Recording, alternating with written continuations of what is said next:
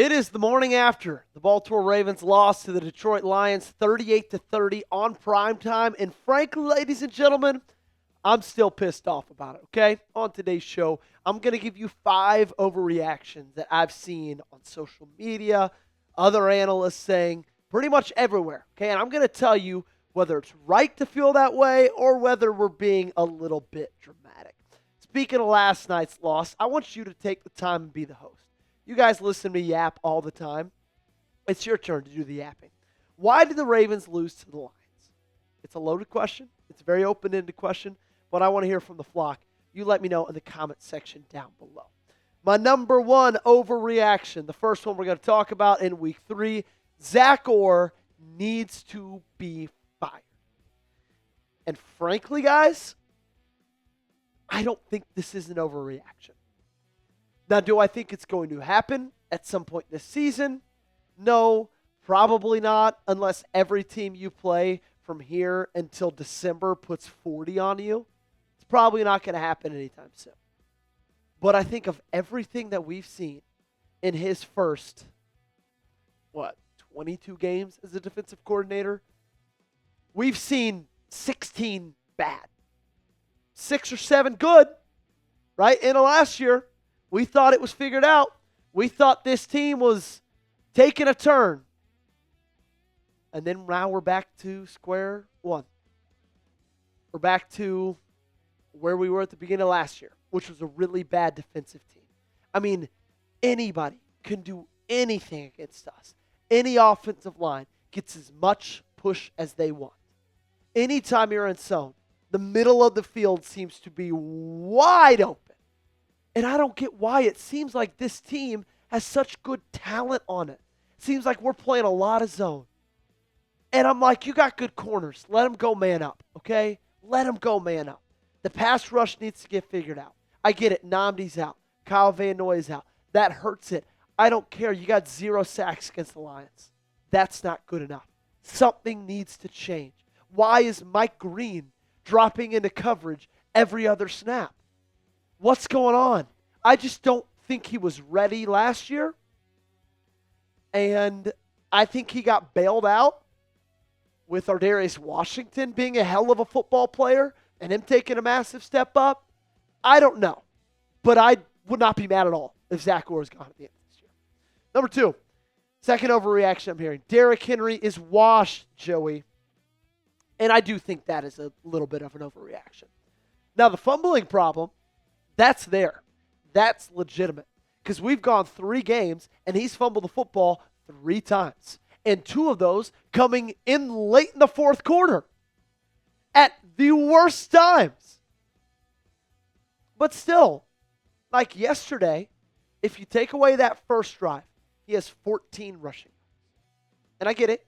You can't take away the first drive. It was a part of the game. But you're watching my video. This is my hypothetical. We're taking away the first drive. 14 rushing yards the rest of the game. You combine that with Cleveland, the 23 there. That means in 7.5 quarters of football in the last 2 games, he's rushed for 37 yards. Something's not right. Now, I think a lot of it is the offensive line because he showed you in that first drive, if you give him a hole, he's able to hit it. He's able to make guys miss. He can score a touchdown from anywhere. Okay? I don't think he's washed. I think the offensive line needs to be better, a little more physical, and I think he's got to fix the fumbling problem. But I've still got faith in Derrick Henry as this team's number 1 running back. Tell me, do you think the Ravens are in trouble after starting 1 and 2? Give me a yes or a no in the comment section down below. Look, I don't think they're in trouble, but I do think the Week 4 game against Kansas City is bigger than he even thought it was going to be. Okay? We'll talk a little bit about that more in just a second. Number 3. The Ravens franchise is a tough one, is gritty, is smash mouth.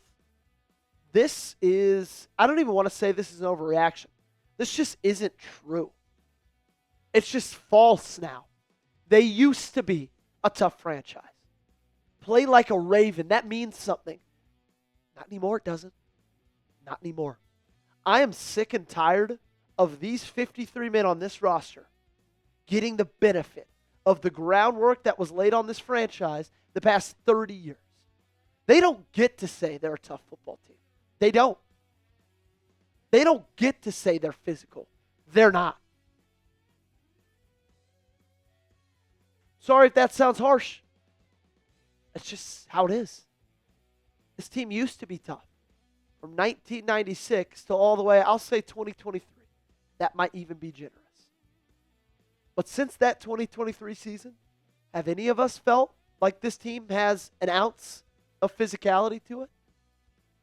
Does this team feels like it has an ounce of fight to it? No, it doesn't. 2 games already this season in 3. You are down with the ball in your hands. And you can't make a play. You can't get a first down.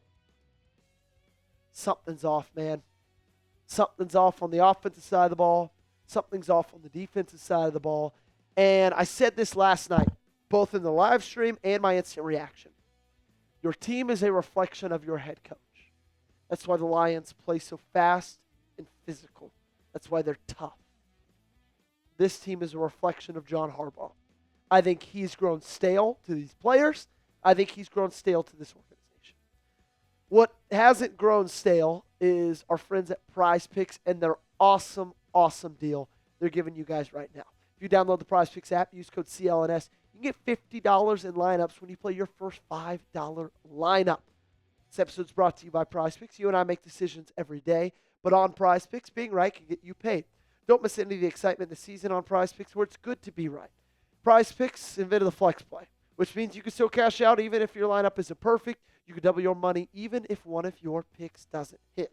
PrizePicks also offers injury reboots. If one of your players leaves the game in the first half and doesn't return, PrizePicks won't count it as a loss.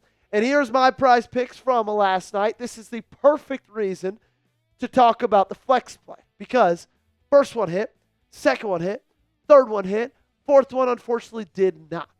But if you would have flex played that, you still would have won your money. So download the PrizePicks app today. Use code CLNS to get $50 in lineups after you play your first $5 lineup. That's code CLNS to get $50 in lineups after you play your first $5 lineup. The link to this promo is in the comments and description of today's video. PrizePicks, it's good to be right. I see another overreaction on there, on social media. You're not a good football team. And I think this is an overreaction. Look, guys, I know it's hard to hear. I know you don't want to hear it on a Monday morning after a 1-2 start to the season. You're still a good football team. You still are. You just got to figure some things out. Now, I don't know what that is. That's why I get paid to talk to you guys and not get paid to go figure it out and live in Baltimore, Maryland. But you still have the pieces. You have the talent. You have the roster. It's just all got to come together. And I don't know if that means a schematic change on defense. I don't know if that means a culture change somehow set by some of these leaders in the locker room. I don't know what that means. But I think we all kind of saw a change after week 11 last year. A flip switched. It's time for that flip to switch now. It is. Something's got to give. Something has to change. Because you're still a good football team. And I'm going to tell you that till I'm blue in the face. Until I see this team drop to like 1-5, I'm going to keep telling you this is a good football team. Because I believe it is.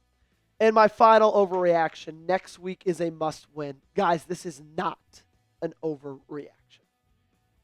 I think you have to win that game on the road against Kansas City. And maybe not even from a roster perspective, but I think for a team morale, team swagger perspective, you've got to go win that football game. You got to exercise your demons against Andy Reid, Patrick Mahomes, and in Arrowhead Stadium. You also just got to get your winning back. Winning against Cleveland at home in a noon game doesn't do that for you. Winning on the road in Arrowhead to keep from falling to 1-3, that will do it for you. And also, you lose this game from a record perspective, you're 1-3. You're 1-3. And we said all offseason, these first 4 games are a gauntlet. They're a gauntlet. On the road in Buffalo, at home against Detroit in week 3, on the road in Kansas City in week 4. All offseason long, we're saying, you know what? I'd take 2-2. Guess what? I'd take 2-2. You got to go win that football game. You got to establish what team you are. Do it for the guys in that locker room. Don't do it for anybody else. They need this win badly to feel like they're back. They need to feel like they're back. They also, in my opinion, you can't fall to 1-3 when you still have to play Minnesota, Pittsburgh twice, Cincinnati twice, Los Angeles, Green Bay. Those are 7 losable games left on your schedule. If you're 1-3 after the first 4, this season might be taking a different turn than we thought it was going to. Be honest with me. What's your confidence level against Kansas City? Scale it for me 1 to 10 in the comment section. 10, you're the most confident. 1, you're the least confident. You let me know down below. That's going to do it for today's show. Make sure you got me on social media at Joey Petersen 8. Both platforms made it easy for you. Make sure you subscribe to the channel. Daily updates on your Baltimore Ravens